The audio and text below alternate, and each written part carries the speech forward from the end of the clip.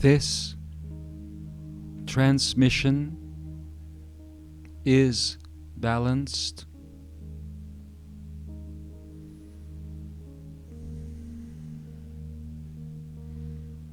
Greetings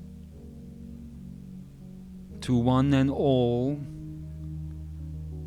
of our sibling species. Here to meet you are the 7 sisters of the Pleiades, known universally as the 7 sisters of Sarah,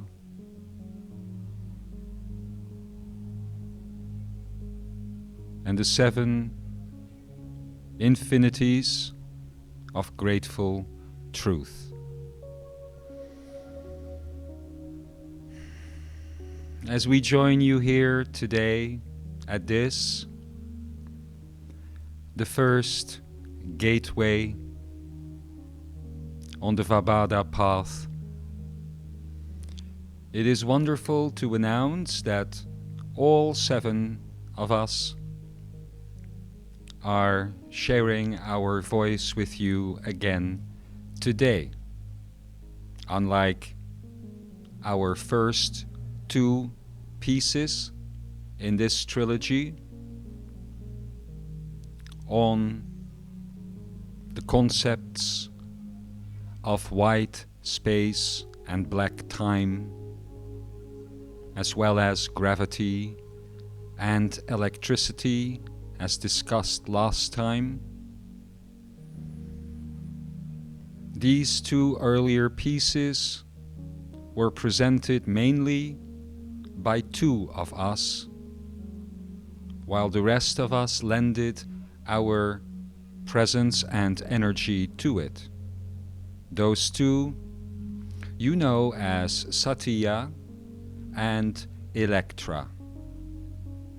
Today, however, it is wonderful to say that all 7 of us can speak again, as the topic of discussion for this 3rd piece in our trilogy will be somewhat wider than the narrow bandwidth of information shared last time and the time before.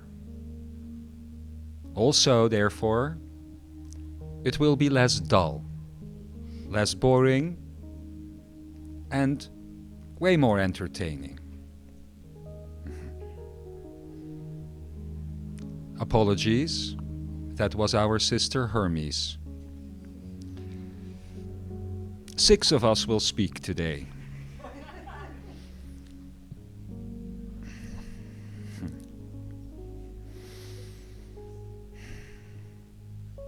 Earlier in our presentation of this trilogy, we also discussed that we would share deeper about our own experience with regards to this first gateway, and this too will tie in to the information collective that will be shared with you today.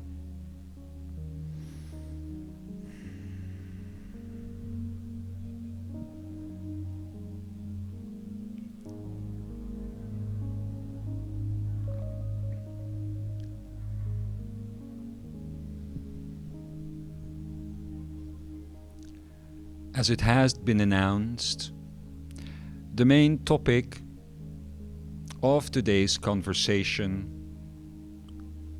will be on the theory of everything, something greatly sought after by your scientists, who label this theory of everything very often as TOE, or TOE for short.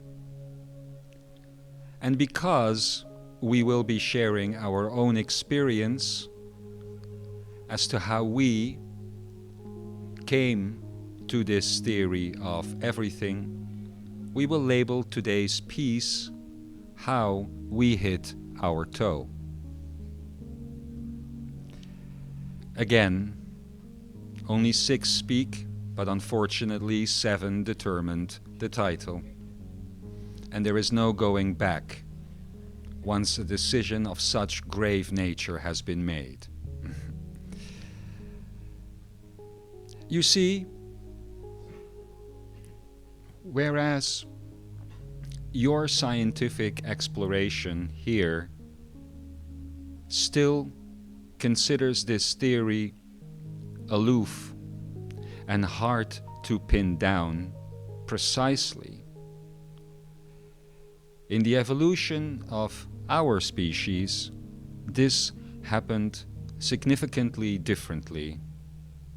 And it also ties in to the reason why it was so for us that we dipped our toe and our experience deeper into the field of Savok and mind than you have to get to the Vabhada path eventually, and of course to the Sankara path as well. To explain, we must go back in our history quite significantly, and we will do so in a minute.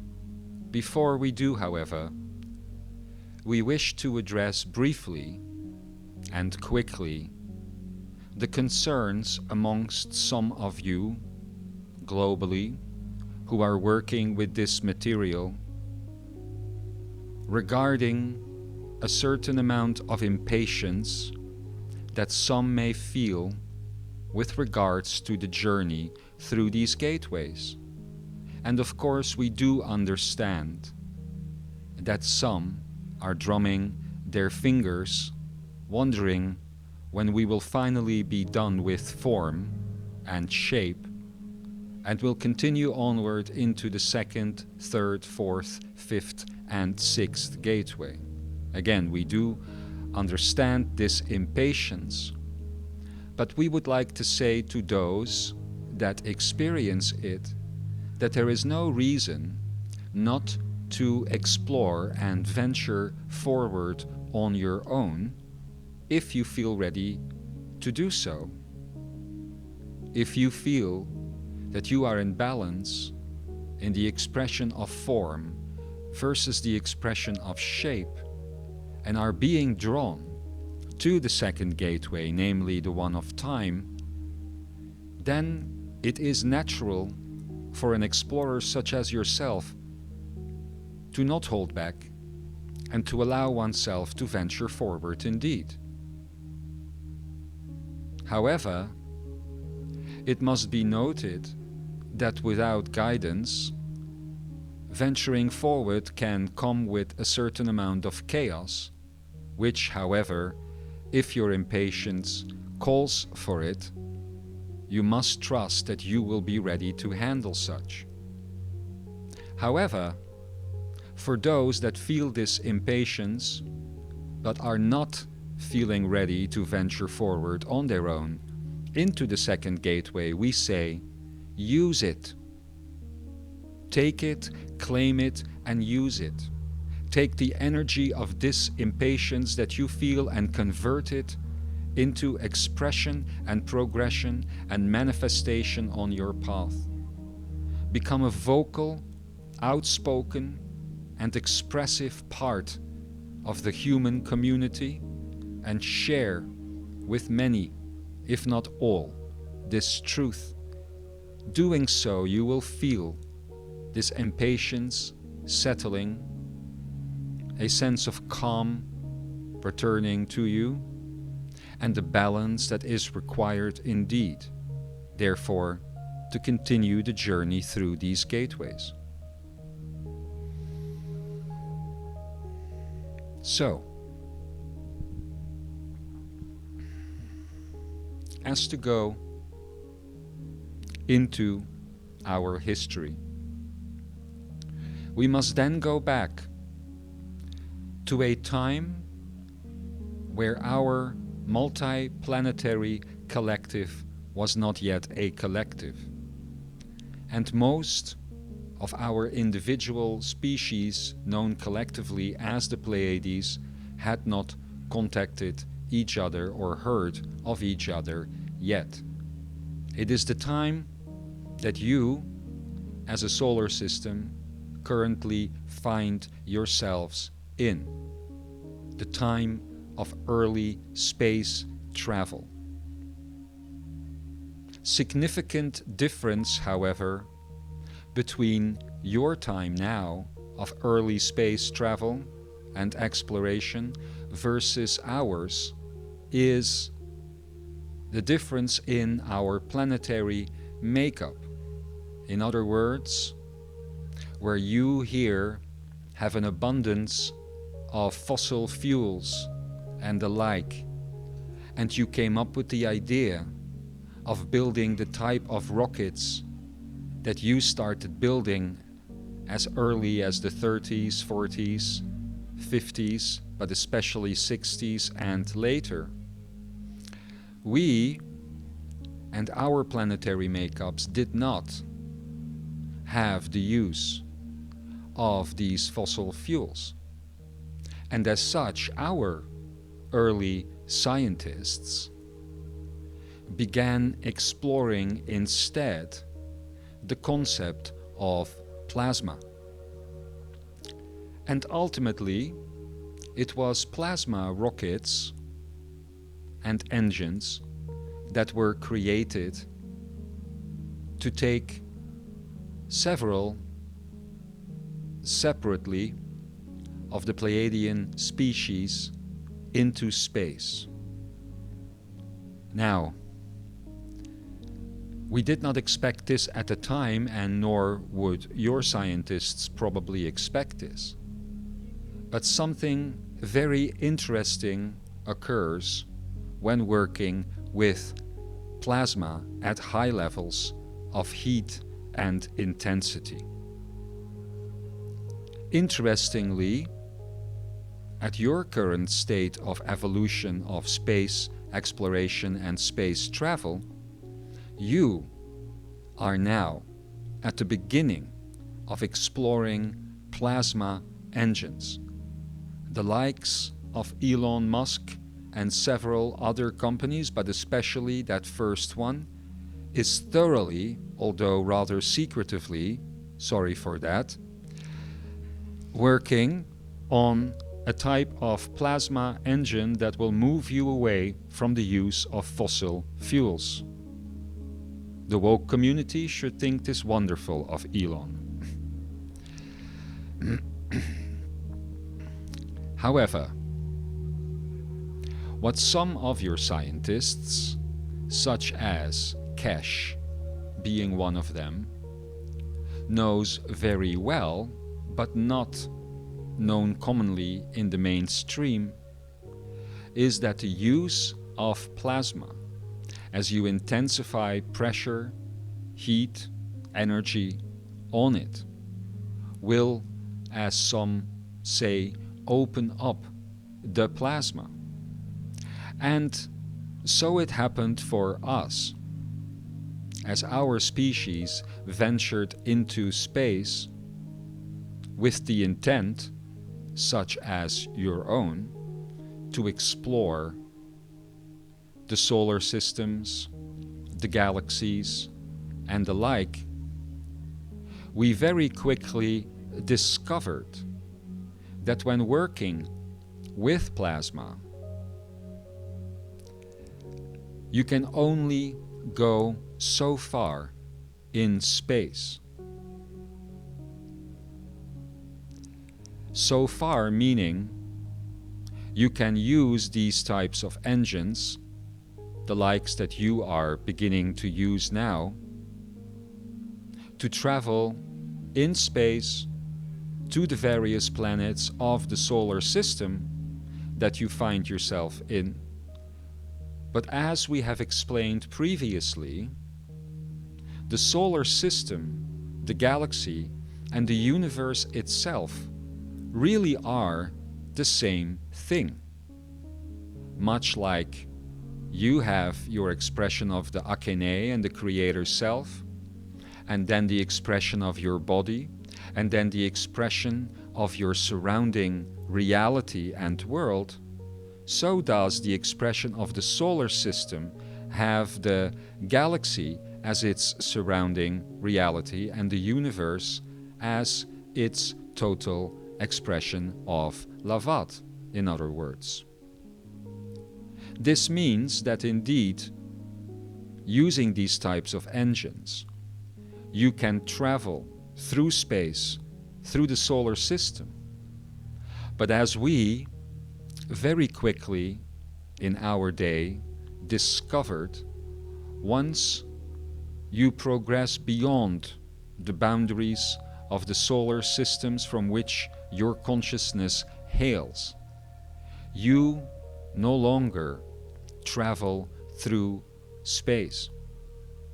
What occurs is that the plasma of the engine, which is the only minimal type of engine that one will need in order to breach through the boundary of the solar system, begins to unpack the dimensional folds of space and time.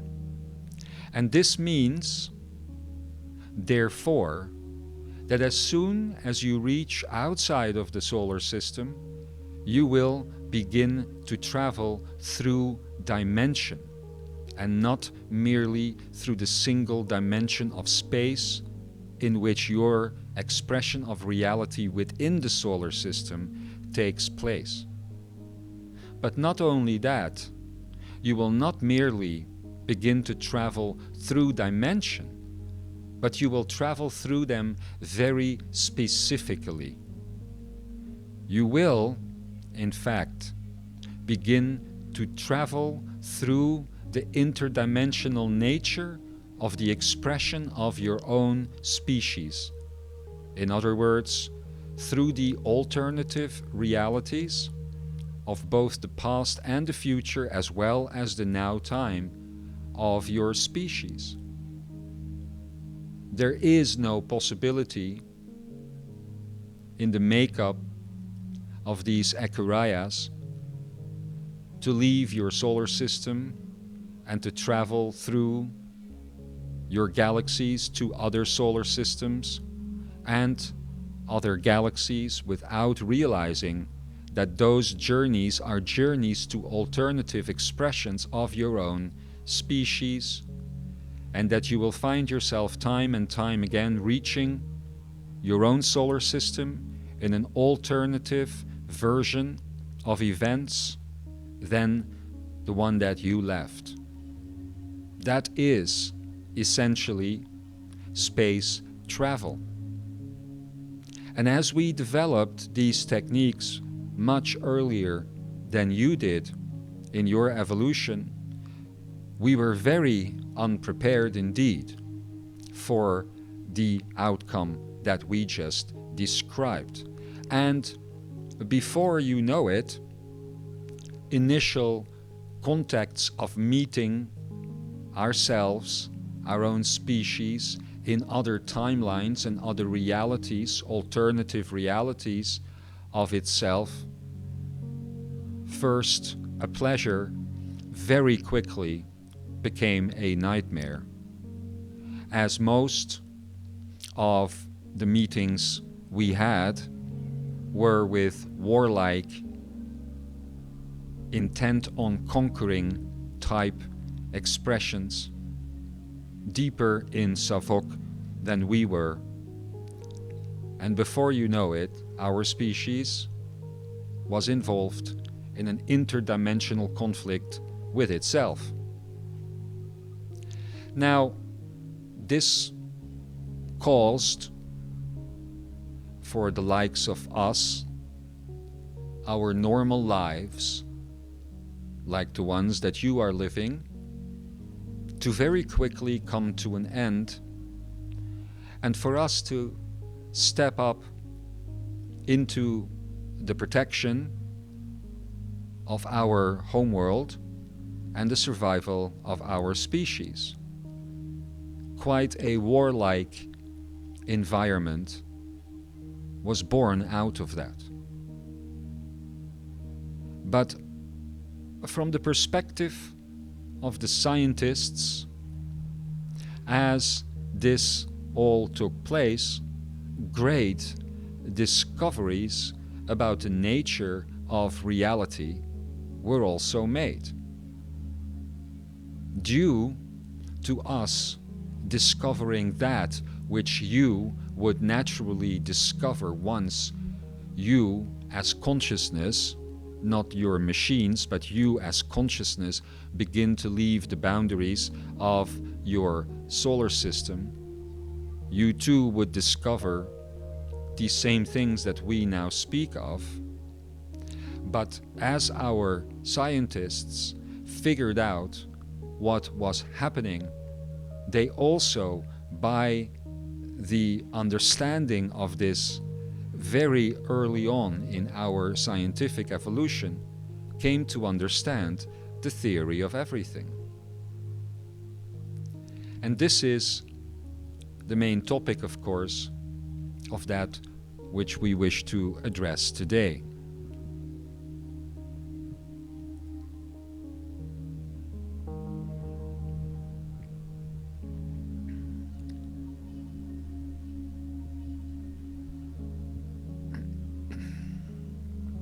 Now,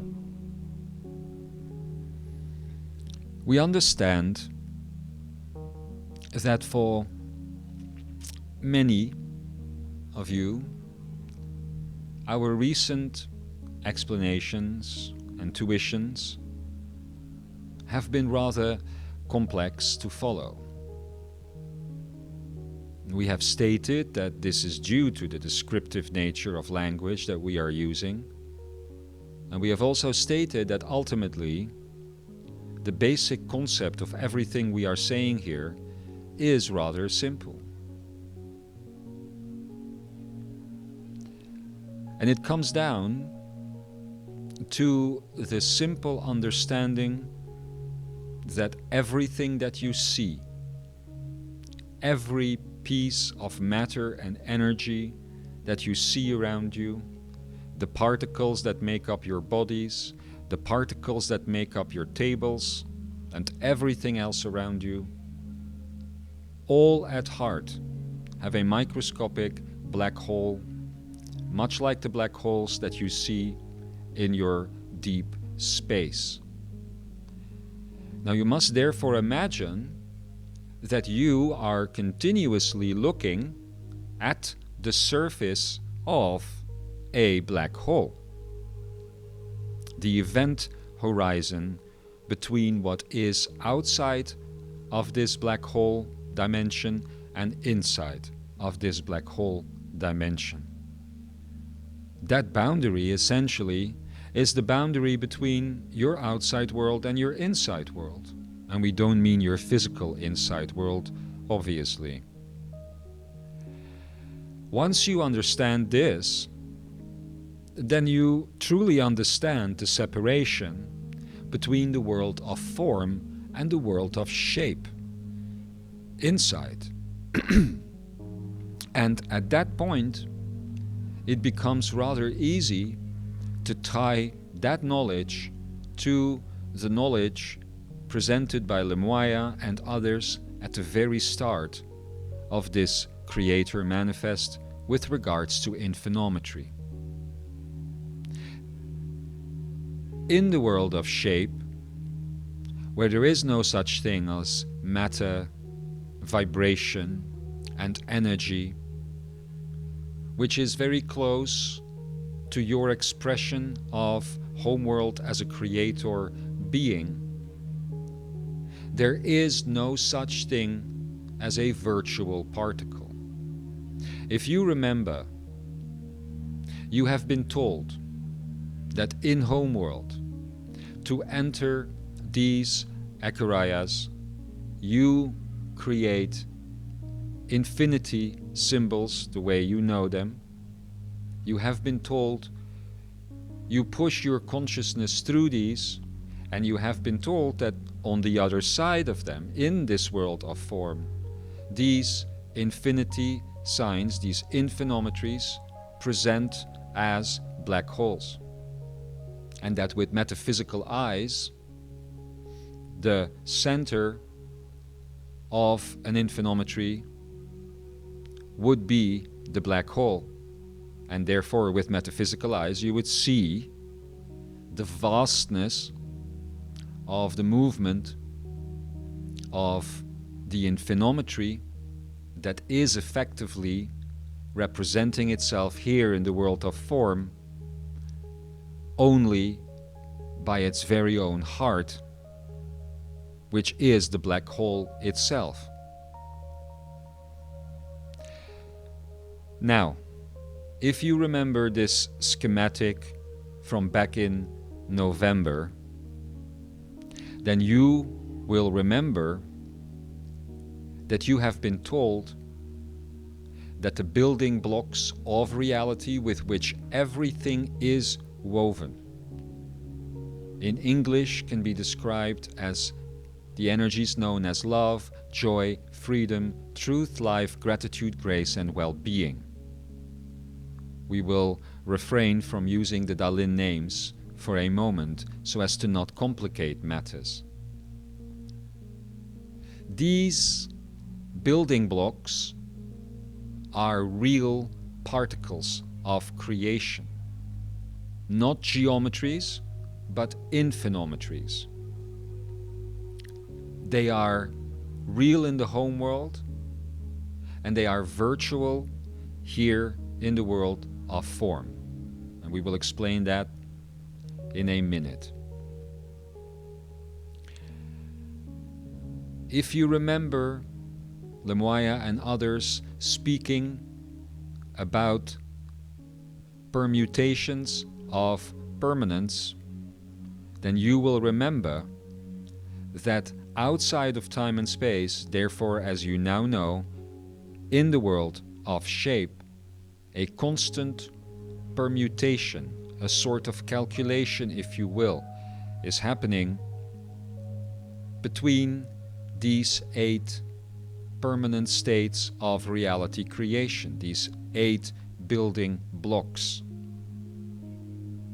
as they combine with the immutable elements of creation, that which ultimately expresses itself here as earth, water, air, and fire, but which you have been explained many times, comes down to the energies or expressions of grounding, flow, breath, and light.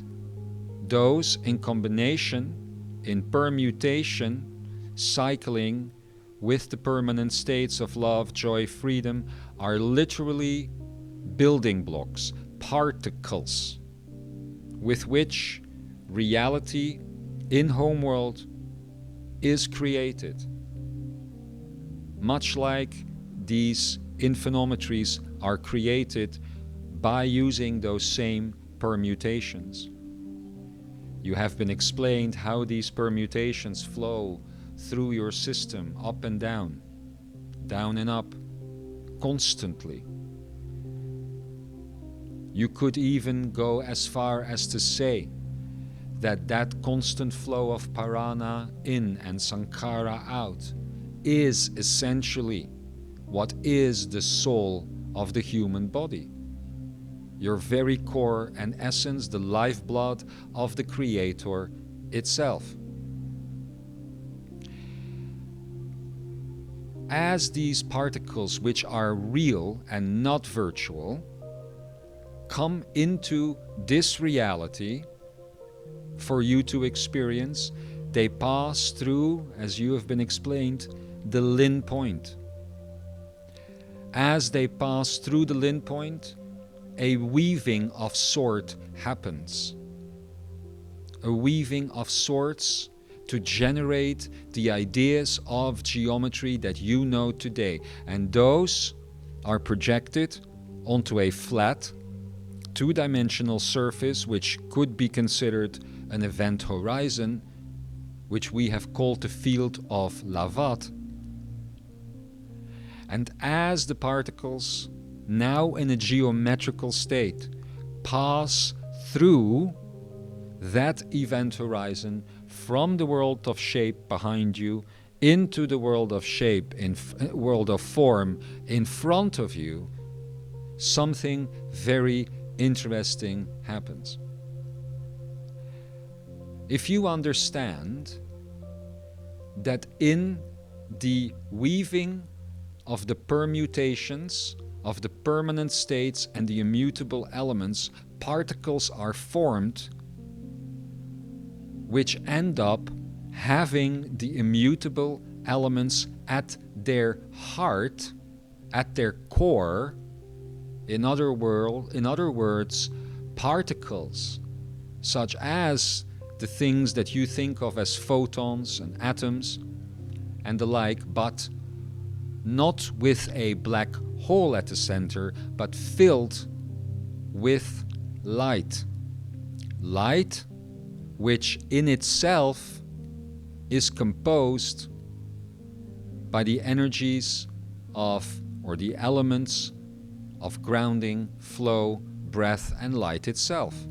Or, as you collapse that down into vibrational reality, light, which in itself is composed of earth, water, air, and light itself. That is the heart of the particle in the world of shape. As the Lin point projects this into the field of Lavat through the tachyonic that you have been told about, and through the surface into this world, that velocity of hitting the field of Lavat is as far as the reality of the particles go. After that, they become virtual as they enter into this reality of form, into this world of matter, into this world of vibration, into this world of energy, and as they become photons, matter, any type of particle that you can think of, the atom, the electron, and the quark, and many of the ones that you haven't thought about yet. In fact, the more you think of new particles in the world of form, the more these particles coming from the world of shape will collapse into what you expect to see. And when we say they collapse into the particles of the world of form, such as the photon, what we mean to say by that is that the core of the particle is ripped away from it, and as the particle travels through the heart of the infinitometry and out of the black hole, the pathways that we simply just described of the infinity sign that truly is the gravity flow surrounding the black hole, that is exactly the pathways they are sent on.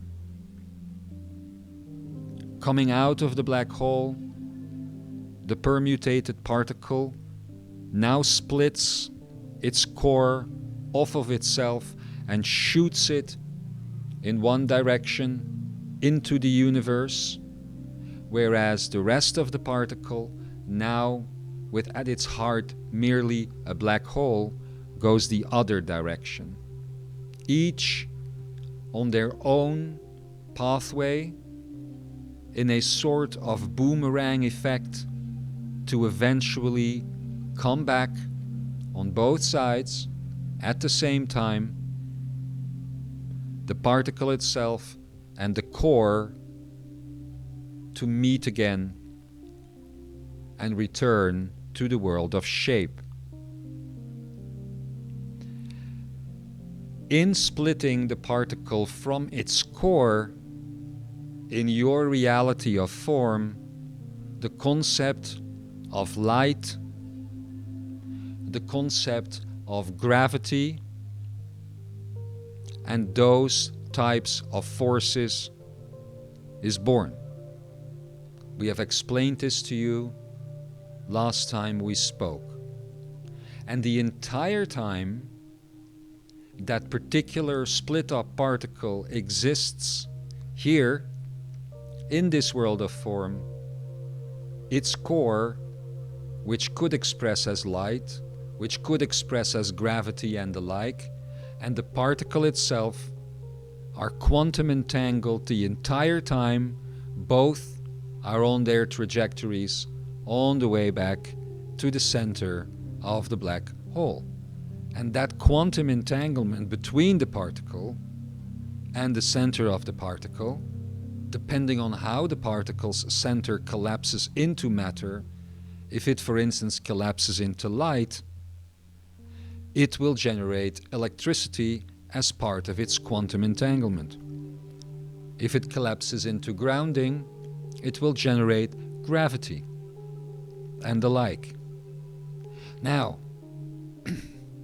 when our scientists discovered what we just explained to you, it was a very small step to eventually understand what you are considering the theory of everything. And we've already touched upon this last time. Maybe now you understand it already a little better. But if you consider the black hole at the heart of the infinitometry, if you consider the particle of Parana coming through the field of Lavat and entering this reality here, the world of form in front of you, and as you consider that this particle then breaks apart and one part moves this way, the other part begins to move this way, these parts are quantum entangled. If you consider that journey, and therefore only a quarter of the infinity sign itself, the beginning of the journey from the black hole for both the particle and the core, as it begins to move through the infinitometry, that quarter of movement is what ultimately is the theory of everything. And what ultimately was understood is what has been touched upon with regards to our explanations to you the entire time. What was ultimately understood was the concept of distance in time and duration in space. In other words, based on the distance between the particle and the core in their state of separation as they traveled their own individual pathways in the world of form, seemingly disconnected and seemingly not even on a pathway to those observing merely the world of form. But for those observing the world of shape, they will very quickly determine that the distance between the core of the particle traveling down the pathway of the infinitometry and the rest of the particle traveling up the rest of the pathway of the infinitometry, that distance determines the type of science and physical laws or general laws of physics that you would determine as your various theories. In other words, as the particle breaks from its center and the center begins to travel down the pathway, the very first part of the pathway out away from the event horizon, if you will, that part of the pathway specifically is where your universal knowledge and everything based on quantum physics and quantum science truly exists. And as the particle continues to separate further from its core, you will move through the various states to eventually hit Newtonian physics, string theory, and all of the various theories that you can possibly come up with. And we say this with those terms specifically because there is no value whatsoever at the end of the day to understanding the theory of everything, to understanding quantum science, Newtonian science, or any of these things, because once you understand what these echuraias are in the way that we are explaining them to you now, there is no point studying concepts, laws, physics in this case, in a world that has been designed by your mind as you enter the great forgetting. As you enter these echuraias, you dream up all sorts of things. And you can come up with 1,000,000 more theories for the workings of this universe, and they will all fit on this first quadrant of the infinitometry pathway that every single particle that enters this universe and exits it eventually must adhere to. Each, of course, on their own very specific pathway, as each particle that you can see, as we've explained earlier, is ultimately at its heart a black hole. So, understanding that,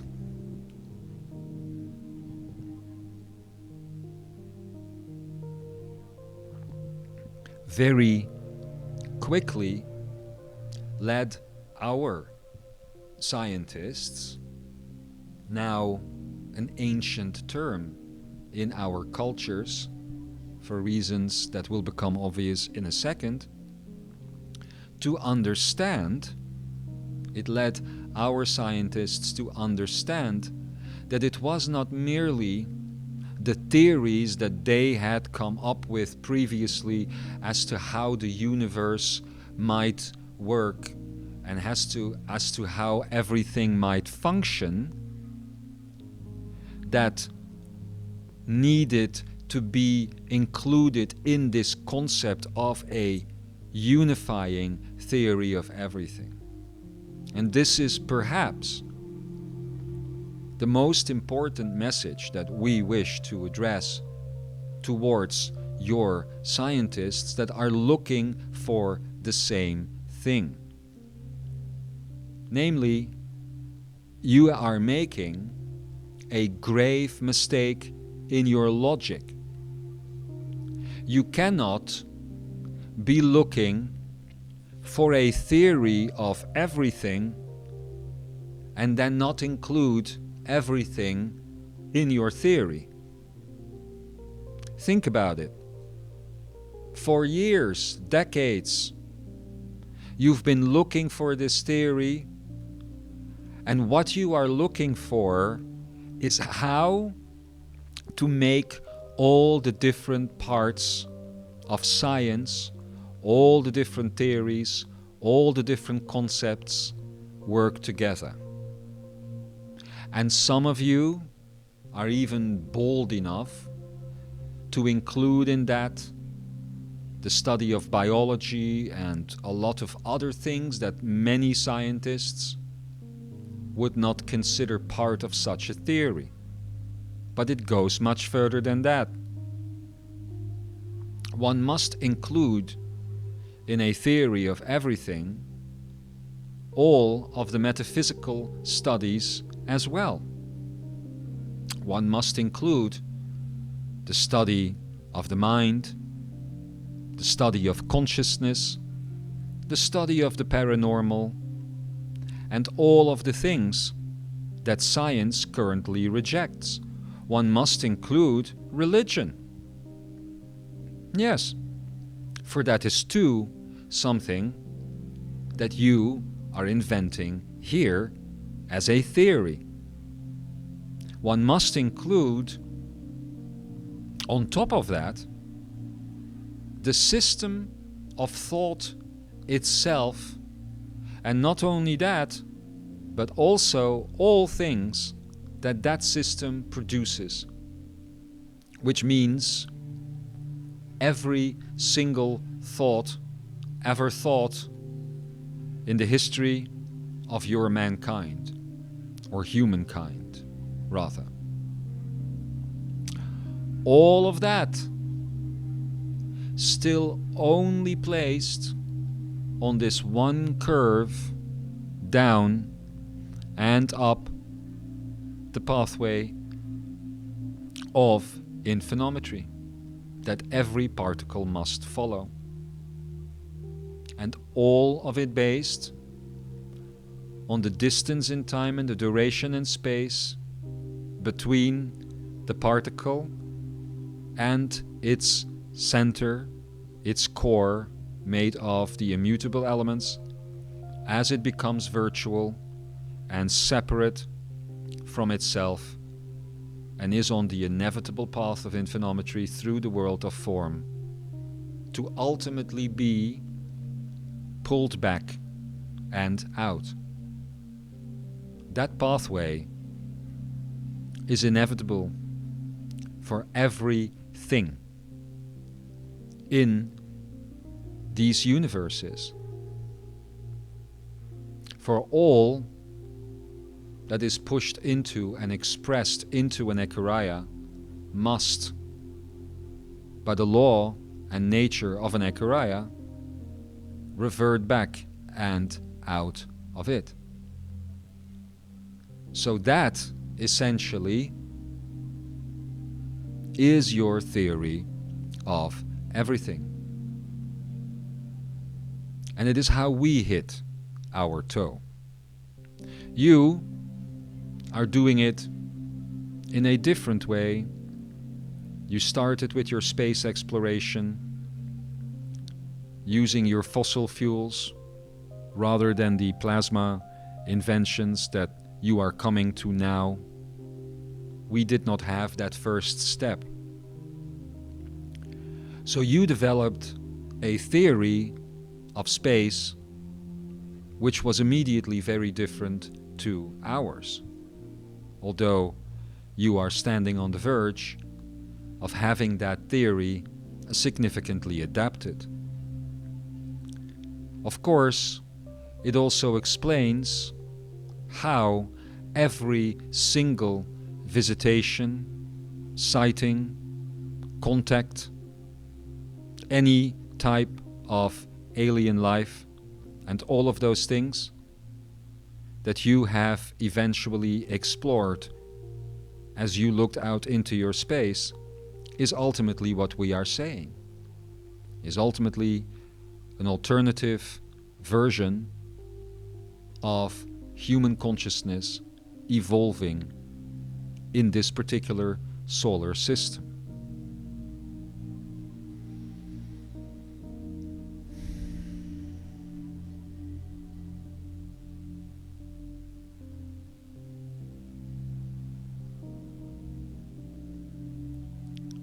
So,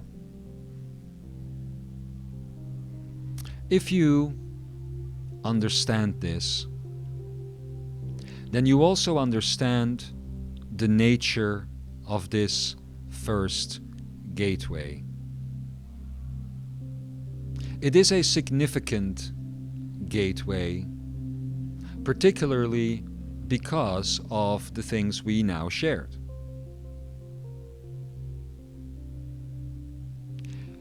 It is a gateway which by default always remains open. And although there are those that venture into these Echariahs to eventually decide none of it is for them, and that fully disconnect and unplug from it, most of those, if not all of those, that end up continuing the study of ascension and the study of the Pa, as you have been informed, all of those leave echoes here.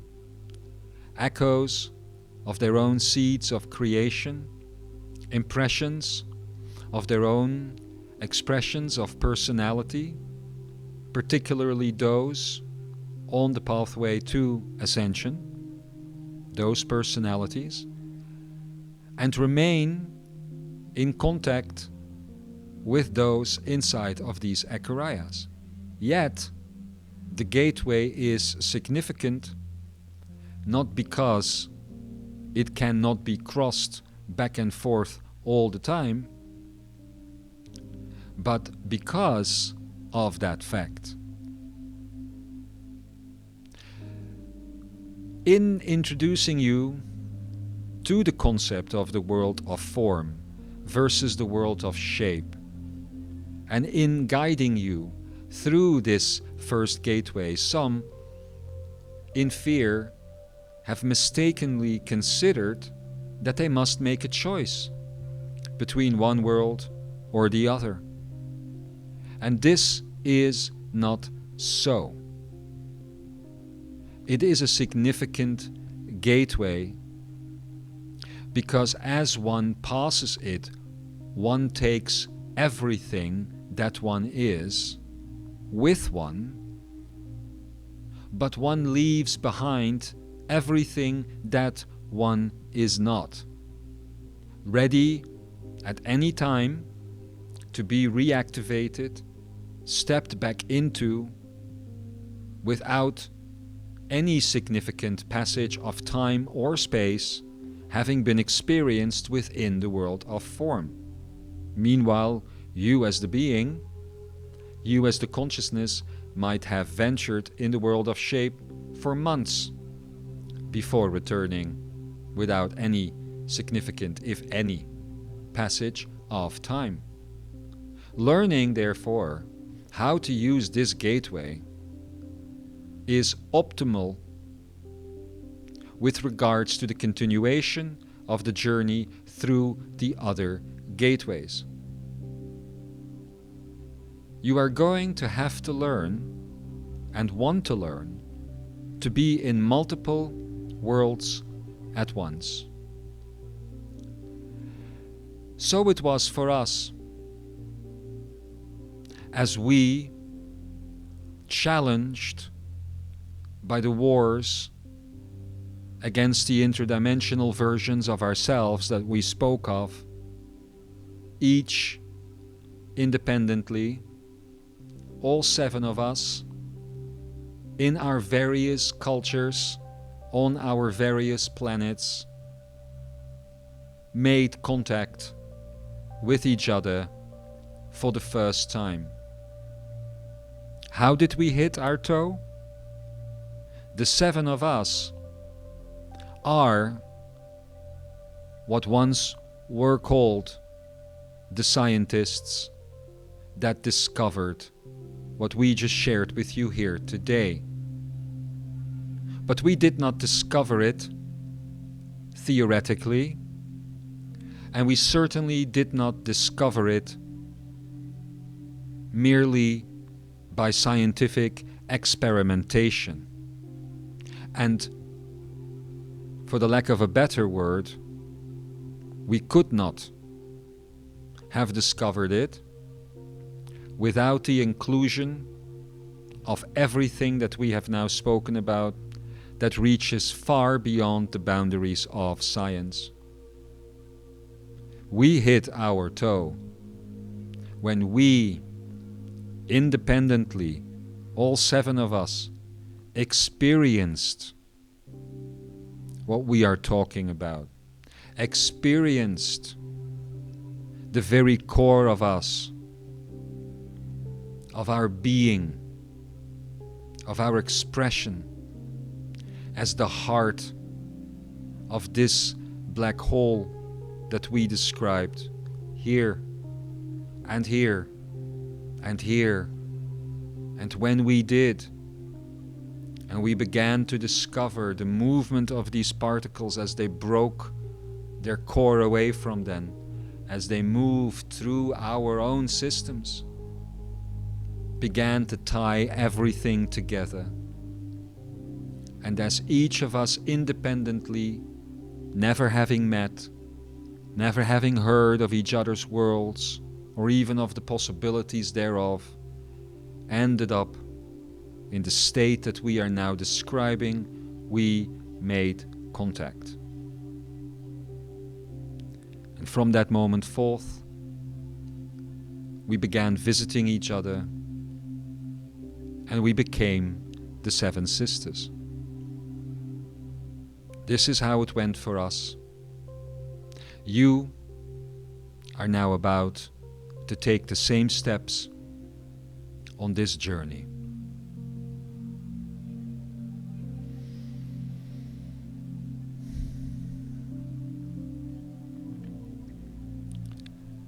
Now that we are coming near the completion of this piece and the trilogy of these 3 pieces, 3 new pieces will follow.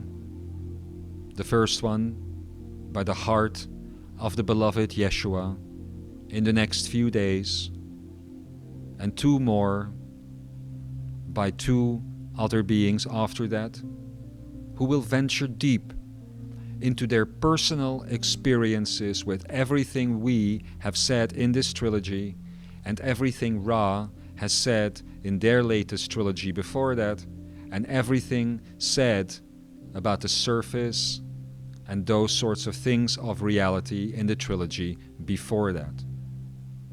These 9 pieces will now be clarified and simplified by the 3 to follow, after which we hope that you may be ready to step into the exploration of the second gateway.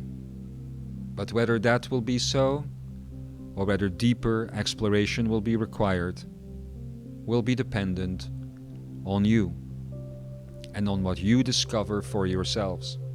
For it is our intention to make sure that with each step that you take on this path, you explore, discover, and become aware of at least the things that we did, and hopefully more than we did.